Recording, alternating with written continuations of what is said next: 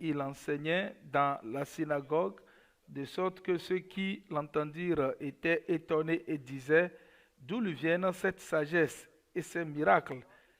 N'est-ce pas le fils du charpentier? N'est-ce pas Marie qui est sa mère, Jacques, Joseph, Simon et Jude? Ne sont-ils pas ses frères et ses sœurs? Ne sont-elles pas toutes parmi nous? D'où lui viennent donc toutes ces choses? Et il était pour eux une occasion de chute. Mais Jésus leur dit, un prophète n'est méprisé que dans sa patrie et dans sa maison.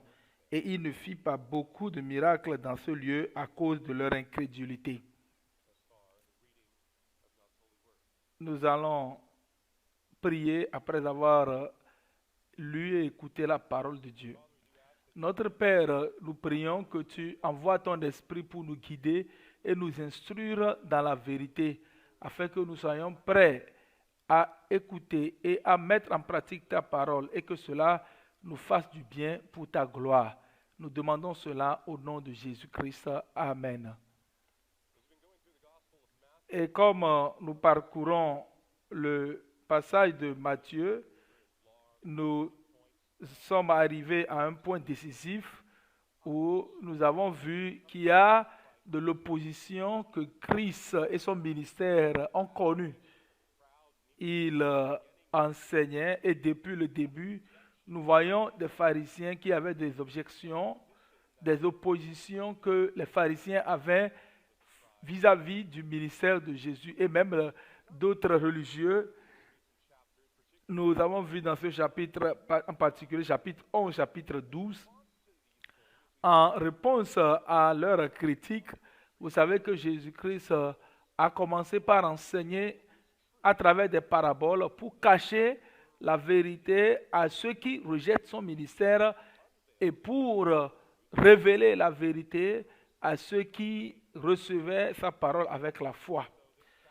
Et donc ce chapitre, chapitre 13, dans ce passage, on a vu plusieurs de ces paraboles qui se suivaient avec beaucoup d'attention sur cette parabole. Et nous sommes à la fin de ce chapitre 13 et vous savez qu'il y a une transition, qu'il y aura des paraboles encore dans ce chapitre de Matthieu, mais l'objectif de ces paraboles a changé. Et comme nous évoluons dans les narrations, et dans ce chapitre, à la fin du verset 14, du chapitre 14, il y a une illustration de ce que Jésus faisait là où il y a la vérité concernant Christ, quand c'était caché à plusieurs personnes qui n'étaient pas disposées à l'accepter, mais qui a été révélé à ceux qui avaient la foi. En particulier, nous avons la ville de Nazareth qui a été donnée ici comme exemple dans notre passage. Qu'est-ce que nous apprenons de ces exemples Nazareth? Par la grâce de Dieu, ce que je veux dire en ce matin, l'objectif, le thème de notre étude ce matin, c'est l'incrédulité rejette les bénédictions prévues par Dieu. L'incrédulité rejette des bénédictions préparées par Dieu ou bien prévues par Dieu. Pour les enfants, ce qu'ils doivent considérer comme question, c'est que à la fin de notre passage, Jésus n'a pas fait assez de miracles là-bas. Pourquoi Jésus n'a-t-il pas pu faire des œuvres puissantes là-bas? Quand vous voyez ce passage, vous allez voir la réponse là-bas. Mais nous allons aller en profondeur dans cette réponse et quand nous continuons ce sermon. Nous allons revenir pour considérer le passage et comprendre le contexte de ce qui se passe ici et pouvoir apprendre des leçons. Verset 53 au verset 58, lorsque Jésus a achevé ses paraboles, il partit de là, s'étant rendu dans sa patrie, il enseignait dans la synagogue de sorte que ceux qui l'entendirent étaient étonnés en disant, d'où lui viennent cette sagesse et ces miracles, n'est-ce pas le fils du charpentier, n'est-ce pas Marie qui est sa mère, Jacques, Joseph, Simon et Jude, ne sont-ils pas ses frères et ses sœurs, ne sont-elles pas toutes parmi nous? D'où lui viennent donc toutes ces choses? Et il était pour eux une occasion de chute. Mais Jésus leur dit, un prophète n'est méprisé que dans sa patrie et dans sa maison. Et il ne fit pas beaucoup de miracles dans ce lieu à cause de leur incrédulité. À la fin de cette parabole, ou bien de ces paraboles, Jésus est allé dans sa ville natale, la ville de Nazareth. Jésus était en Galilée, qui était au nord du territoire d'Israël, mais le centre des opérations était à Capernaum.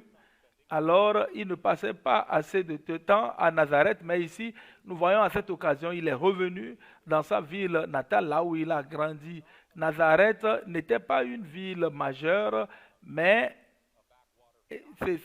c'était c'était c'était pas aussi un pays, une ville populaire, mais elle était quand même là où là où Joseph et Marie se sont installés quand ils étaient partis en Égypte. Et donc Jésus aussi a grandi dans ce milieu. Et nous voyons Jésus qui revenait chez lui dans sa ville natale. Et comme les autres fois, quand il est venu dans sa ville natale, il a continué son ministère. Alors il est allé dans les synagogues, il a commencé par enseigner avec autorité. Et les gens qui l'écoutaient étaient étonnés. Et les gens ne pouvaient pas comprendre ce que Jésus-Christ faisait. Ils ont dit que tout ce qu'il faisait, sans aucun doute, ils savaient que ce que Jésus-Christ disait et faisait, c'était un ministère différent. Et il y avait des rumeurs, il y avait du bruit qui se répandait de ce que Jésus-Christ faisait. Et les gens ont dit que c'est Jésus qui vient de leur ville. Mais ils se posaient la question, comment est-ce que cela peut se produire? Comment est-ce que cela peut être possible? Cet homme dont nous connaissons la famille, et la, contrairement à ce que vous allez voir, par exemple, le Coran a une histoire concernant la naissance de Jésus et peut-être d'autres écritures. Mais les écritures nous donnent le récit que Jésus-Christ allait ça et là, il faisait des miracles, il faisait de bonnes choses. Et donc les habitants de Nazareth étaient très surpris de voir ce qu'il faisait. Ils se disent que ce qu'il faisait, et c'était quelque chose qui était, ils étaient étonnés. Quel est le changement? Qu'est-ce qui se passe? Et si nous faisons une pause ici et essayons d'anticiper ce que sera la réponse de ces personnes, et c'est en ce moment que vous avez ce garçon qui est revenu dans sa ville natale, au lieu de faire de grandes œuvres là-bas, des œuvres puissantes là-bas, il n'a pas fait des œuvres puissantes. Il y avait plusieurs personnes qui s'opposaient à lui dans la nation. Et donc, tout ce qui se disait ici, c'est dans la nation, dans sa ville natale. Maintenant, qu'est-ce qui sera la réception de ce que nous pensons pouvoir avoir lieu? Normalement, ça devait être la célébration de celui qui est le Messie, le roi des rois. Il est revenu chez lui. Ça devait susciter la joie. Vous allez penser que les gens vont s'accrocher à tous les enseignements qu'il donnait. Mais ça n'a pas été le cas. Par contre, au contraire, vous allez voir le passage nous dit qu'ils étaient offensés, ou bien il était pour eux une occasion de chute, scandale, il était un scandale pour eux. Au lieu de célébrer, de louer, de glorifier Dieu à cause de ces miracles, mais au contraire, cela les a poussés à commettre le péché. Ils ont offensé, ils ont discrédité Christ et son ministère. Et donc, la familiarité avec Jésus n'avait pas amené ces personnes-là à le célébrer. Au contraire, cela les a poussés à se moquer de lui. Comment est-ce qu'il peut faire cela? Nous le connaissons, il n'a rien de spécial, c'est un fils de charpentier. Nous connaissons sa famille, nous savons tout ce qui se passe, mais qui est-il pour pouvoir être en mesure de faire ces choses et que nous soyons appelés à le révérer, à pouvoir croire en lui? Mais ils lui ont manifesté une résistance et ils se sont moqués de lui. Et donc, Matthieu, quand Jésus était revenu à Nazareth, nous voyons que quand ils l'ont chassé hors de la ville, ils ne voulaient rien faire avec lui ni avec son ministère. Et quand il est venu à faire ses œuvres puissantes avec leurs propres yeux, ils l'ont rejeté et son ministère. Et ça, c'est le manque de foi. ne va pas amener Jésus à continuer à faire ce travail. Et donc, cela, il faut, si vous n'avez pas la foi dans les miracles de Jésus, cela ne va pas accomplir les miracles. Et cela accorde la permission à Dieu pour pouvoir faire. Ce n'est pas le cas. Jésus-Christ, non, c'est pas parce qu'il n'avait pas fait ces choses, parce qu'il était incapable de le faire, non. Quand vous voyez Marc chapitre 6, verset 5, un passage parallèle qui dit cela, il dit que c'est clair, il ne peut faire là aucun miracle si ce n'est qu'il imposa les mains à quelques malades et les guérit. Et donc l'incrédulité a empêché, a arrêté. Il était capable de guérir. Jésus est fort, il avait la puissance pour guérir, mais quand même, à cause de l'incrédulité de ces personnes, il n'a pas fait beaucoup de miracles là-bas. Nous disons que Dieu est prêt à bénir son peuple qui le recherche par la foi. Et donc, si ce n'est pas la foi que nous venons à Christ et que nous cherchons ces bénédictions, nous recherchons ses œuvres dans nos vies, ceux qui le rejettent, ils ne peuvent prendre part à aucune des bénédictions que Dieu a réservées à ses enfants. Et donc, le cours naturel des choses, ce que nous avons en Christ, nous avons la bénédiction avec lui. Les pharisiens qui ont ces bénédictions, c'est à cause de leur foi. Ils recherchent les bénédictions de Dieu et recherchent les profits de Dieu en opposition à ceux qui rejettent Christ et son ministère. Parce que l'incrédulité rejette les bénédictions de Dieu qu'il a prévues. Et donc, ces habitants de Nazareth qui ont rejeté le Sauveur que Dieu lui-même a envoyé, qui venait, le royaume qui venait avec lui. Donc, Jésus a répondu à tout ceci. Et quand vous voyez la réponse de Jésus, il n'était pas surpris. Nous pouvons être surpris que pourquoi est-ce que les habitants de Nazareth se sont comportés ainsi envers Jésus, mais Jésus, lui, n'était pas surpris. Jésus lui-même, même sa famille l'a questionné, même les habitants de son territoire l'ont rejeté. Mais Jésus aussi savait les témoignages des Écritures. Qu'est-ce qui s'est passé à ceux que Dieu envoie? Qu'est-ce que les gens ont fait aux prophètes depuis les temps anciens? Ils n'ont pas été acceptés. Les habitants ont cherché plusieurs fois à les tuer, à les rejeter. C'est pourquoi il dit que le prophète n'est pas apprécié et accepté dans sa propre maison. Les prophètes sont détestés par les Israéliens. Ils n'étaient pas rejetés par les Babyloniens, les Étiens, mais c'est les gens qui étaient avec le prophète, ceux pour qui le prophète a envoyé, les enfants d'Israël qui ne voulaient pas écouter la parole de Dieu, Dieu les rejetait. Vous voyez, depuis le temps de Moïse, ils ont résisté à Moïse. Tous les prophètes, Ésaïe, Jérémie, Élie, Élisée, même Nathan, même à partir de tous ces prophètes, nous voyons qu'il y a la résistance de la part des gens qui ne voulaient pas écouter la parole de Dieu que Dieu a envoyée. Et ce rejet est devenu le style de vie des gens envers les hommes de Dieu, les gens que Dieu a envoyés. Donc Matthieu a lutté pour amener dans son évangile ce passage. C'est pour dire qu'une relation, un statut, cela importe peu dans le royaume. Vous pouvez être d'une tribu particulière d'Israël, vous pouvez avoir une position élevée dans la société, peut-être que vous êtes descendant d'Abraham, ou bien d'autres choses encore sur lesquelles les gens mettent leur confiance. Vous voyez les Juifs qui avaient de l'interaction avec Jésus, quand Jésus les a appelés à la repentance, une des choses qu'ils ont dit, ah, nous avons pour père Abraham. Pourquoi avons-nous besoin d'être baptisés? Pourquoi avons-nous besoin d'être repentis? Et ils ont continué ainsi, parce que Jésus lui a dit que le fait d'être descendant d'Abraham ne veut pas dire beaucoup de choses.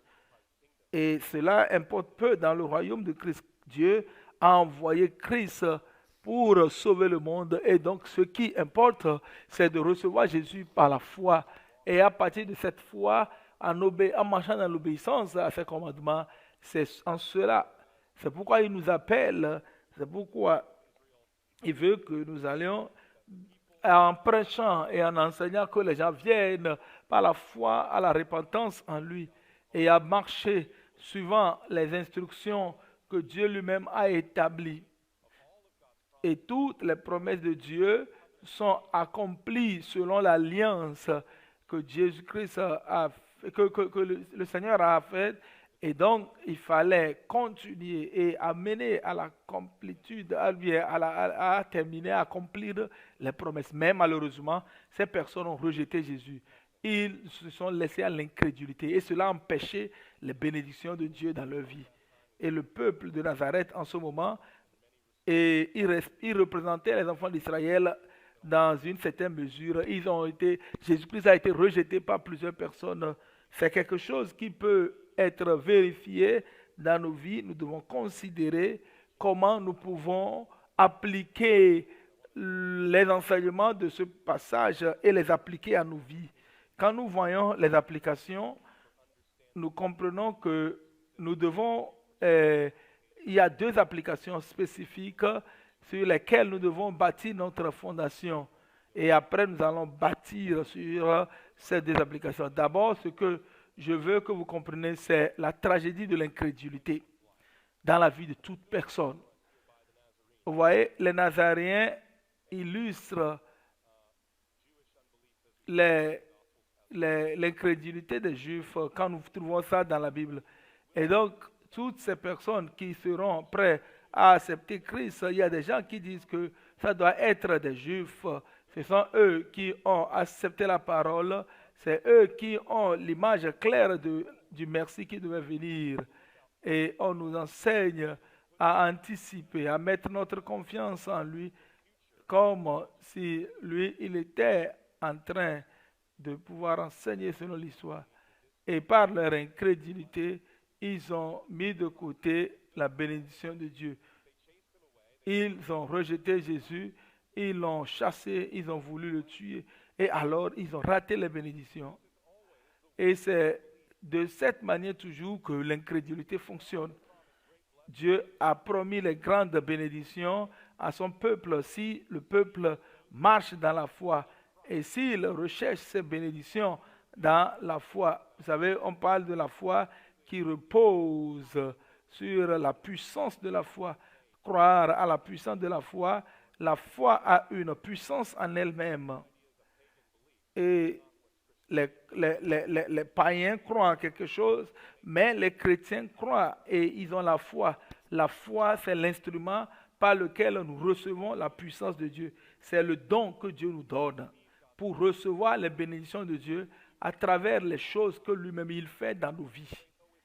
Alors la foi regarde toujours à Christ, croire, pas seulement parce qu'il faut croire, mais je crois à ce que Dieu lui-même a envoyé Jésus-Christ et qui est en lui, nous avons le salut, les bénédictions et en lui, tous les objectifs de Dieu se réalisent. Et alors, je vais voir la réalisation des promesses de Dieu dans ma vie. Donc la foi regarde toujours ces deux bénédictions en Christ. Mais l'incrédulité va voir Christ comme un fardeau et un obstacle. Et l'incrédulité, dans ses efforts à retrouver la bénédiction en dehors de Christ, à chercher à avoir les bonnes choses en dehors de Christ, alors ces incrédules vont perdre, ils perdent. Et la source de ces bénédictions, la source est donnée en Christ en particulier. Et c'est en lui seul que nous avons les bénédictions. C'est pourquoi l'incrédulité est une tragédie qui nous éloigne des promesses que Dieu a faites pour nous. Et donc, c'est la première chose que je veux que nous considérons, l'incrédulité qui nous éloigne. La deuxième chose, c'est que la familiarité amène le mécontentement. La familiarité amène le mécontentement. Vous voyez, ils connaissaient Jésus, ils étaient ils étaet familiers avec lui, mais Jésus était spécial, mais eux, ils n'ont pas vu cela. Si c'était quelqu'un qui était lointain, éloigné d'eux, ils vont savoir et ils vont se soumettre à lui. Maintenant, ils ont discrédité Jésus parce qu'ils pensaient qu'ils connaissaient plus. Ils disaient qu'ils avaient tout ce dont ils avaient parce que d'autres personnes peuvent prendre Jésus, peuvent, peuvent le suivre, peuvent aller avec lui. Nous pouvons être poussés à le faire. Nous disons qu'ils ont fait cela avec Christ. Peut-être que nous aussi, nous pouvons faire cela avec des gens qui sont proches de nous aussi. Nous sommes souvent prêts à pouvoir rejeter les instructions des membres de nos familles, des gens qui nous sont proches. Nous le faisons d'une manière ou d'une autre et nous les connaissons. Parfois, nous connaissons leur vie, leur style de vie et nous ne sommes pas impressionnés parce que nous nous disons, qui sont-ils à nous parler de cette manière? Qu'est-ce qui leur donne l'autorité de pouvoir nous instruire et de nous corriger? Est-ce qu'ils pensent qu'ils sont qu'ils sont mieux que nous? Mais c'est facile de les renvoyer. Mais ce n'est pas facile de pouvoir examiner ce qui est la vérité, ce que ça voudra dire concernant nous concernant. Mais nous devons donner l'attention qu'il faut à ces personnes qui déclarent la vérité de Dieu dans nos vies, parce que cela nous apporte de l'honneur, parce que Dieu leur a donné et les a choisis pour être en vie pour cet objectif. Les gens qui sont très proches de nous, les membres de nos familles, de nos communautés, ont été donnés par Dieu pour façonner notre vie. C'est pas aucune personne ne peut faire les choses seule. Il y a des influences mauvaises qu'on doit rejeter parce que la Bible dit que si quelqu'un que les mauvaises compagnies corrompent les bons mœurs. Mais en dehors de ces compagnies qui vont nous détruire, nous devons faire des compagnies de gens qui vont nous amener à pouvoir avoir les bénédictions de Dieu. Ce n'est pas une malédiction, mais c'est vraiment une bénédiction. C'est une bénédiction lorsque des gens que nous connaissons et qui connaissent beaucoup de choses parlent et veulent appliquer le plan de Dieu dans nos vies, dans laquelle nous menons notre vie. Et si nous les rejetons, alors nous rejetons un des éléments importants que Dieu a donné pour notre sanctification, notre connaissance et la grâce. Nous évoluons, nous ne devons pas être incrédules, mais nous devons continuer sur le chemin que nous avons emprunté. Bien que Dieu nous donne la bénédiction dans ce cas, nous devons laisser de côté l'incrédulité pour avoir la bénédiction de la part de Dieu. Et donc, le fondement de ces deux leçons à tirer, de quelle manière nous courons un danger en résistant à Jésus et à ses paroles. Quand nous voyons l'incrédulité, quelles sont les bénédictions que vous ratez à cause de l'incrédulité, ou bien vous avez une petite foi en Christ, vous ne croyez pas en lui? Est-ce que cela nous amène à accepter les promesses de Dieu? Les promesses de Dieu dans sa Bible nous disent qu'il sera avec nous. Mais dans votre expérience, c'est comme si cela ne se révèle pas. C'est comme si c'est plus que ce que Dieu fait. Donc, au lieu d'attendre Dieu dans la prière et chercher sa volonté, vous êtes désespéré et peut-être que vous allez par vos propres moyens pour rechercher la solution à votre problème. Mais est-ce qu'il croit à la bonté de l'Éternel et donc est-ce qu'il se détourne du plan de Dieu? Mais Dieu a dit que voici le chemin, il faut marcher-y. Il faut y marcher. Si quelque chose arrive, c'est bon, mais c'est ce que Dieu veut faire. Et cela est bon quand vous voyez les autres qui prennent part et qui essaient de se réjouir en eux-mêmes. Et vous vous dites à vous-même, peut-être que Dieu a dit des choses qui sont bonnes, mais ce n'est pas l'image totale, ce n'est pas la photo totale. Mais ce n'est pas vrai, il faut poursuivre une manière. Le péché conduit à la destruction. Et peut-être ce n'est pas consciemment que vous avez de l'incrédulité, vis-à-vis de ce que Dieu a dit. Peut-être que vous cessez de considérer les œuvres de Dieu, la couronne et également les choses. Peut-être il y a des gens qui disent je vais à l'église.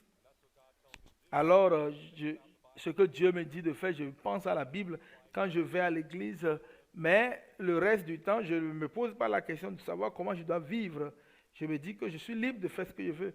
Dieu a donné ses commandements que, afin que cela puisse guider notre vie, et non seulement dans l'église, mais cela doit nous guider dans tout, à tous les niveaux. Nous devons vivre pour la gloire de Dieu, la soumission à sa parole, à sa volonté. Alors, nous comprenons que la foi a la confiance. Quand nous parlons de la foi, nous croyons en Jésus-Christ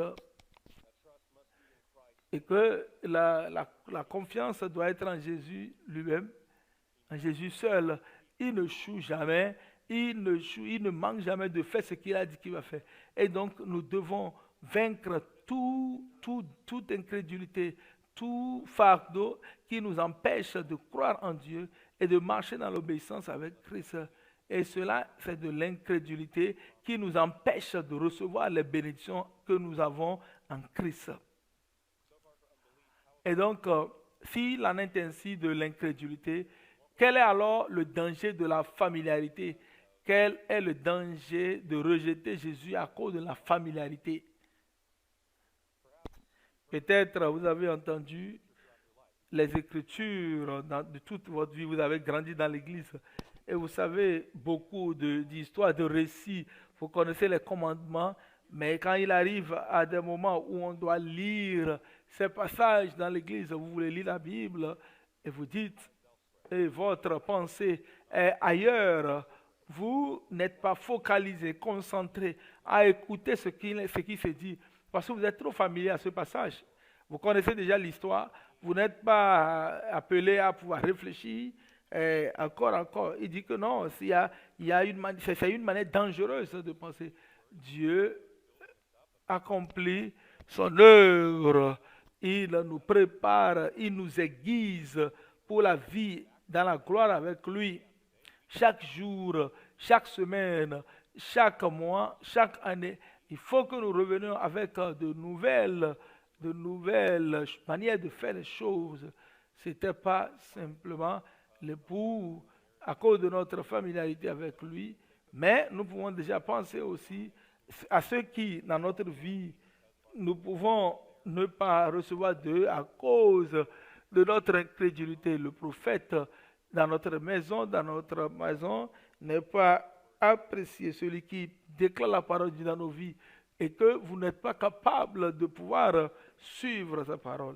Les enfants en particulier, Dieu vous a donné des parents, les enfants, pour vous instruire, pour vous guider, pour vous enseigner le chemin qui est bon, le chemin que vous devez suivre.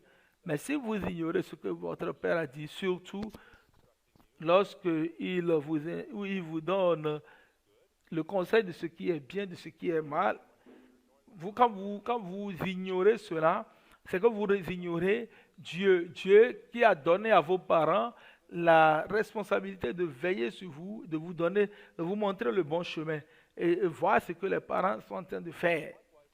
De la même manière, les adultes ne doivent pas rejeter lorsque les enfants grandissent et viennent à la maturité et ils veulent utiliser la connaissance pour pouvoir avoir cela. Jésus-Christ nous parle de sa manière. Il ne faut pas que nous devons l'écouter.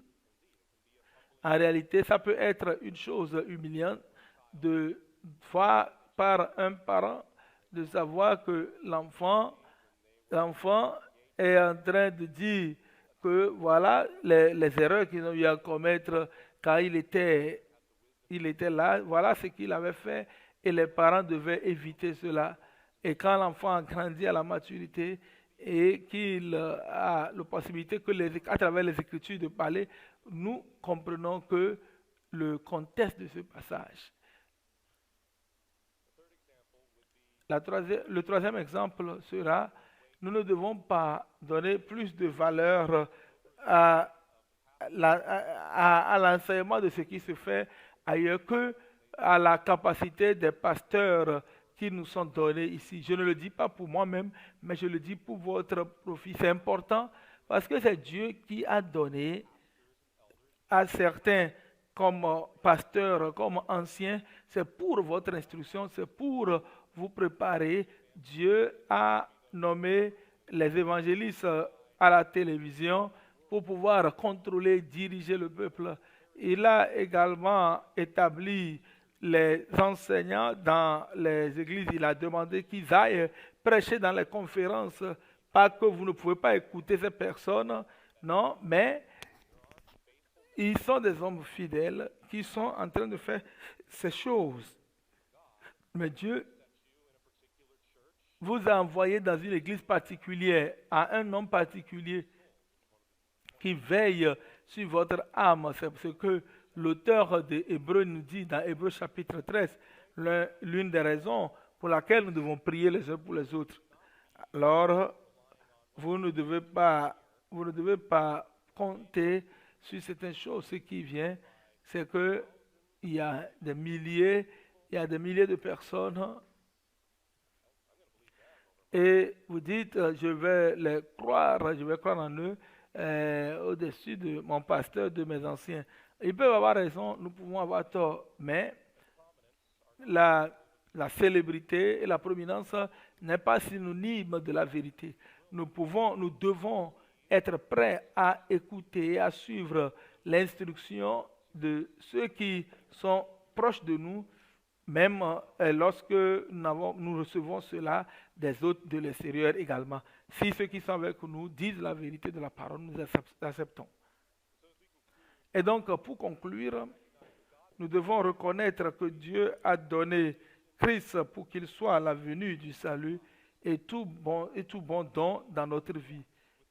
Et quand nous vivons face à face avec Jésus, Jésus-Christ est assis à la droite du Père. Nous ne le voyons pas face à face.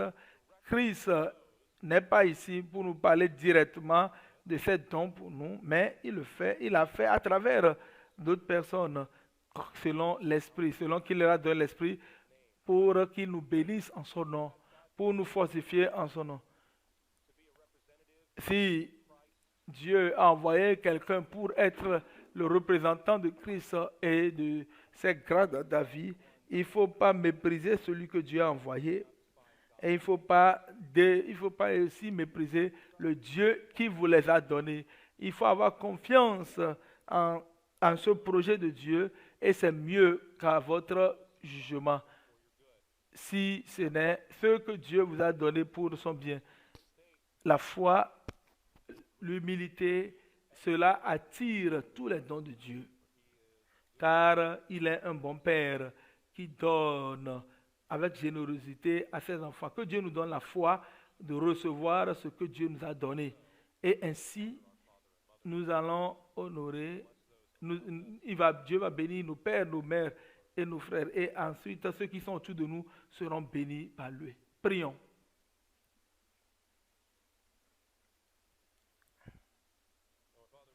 Notre Père, nous demandons que tu nous aides à ne pas être comme ces habitants de Nazareth qui ont résisté à Christ à cause de leur familiarité.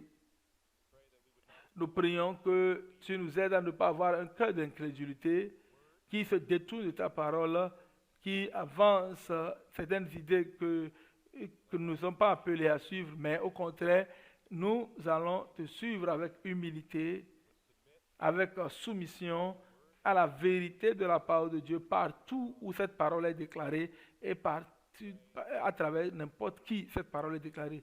Nous prions que tu nous donnes la grâce de marcher dans la justice, de nous repentir lorsque nous sentons que nous avons péché. Et tout cela, nous demandons que tu nous aides à être bâtis dans la foi en Christ pour ta gloire. Amen.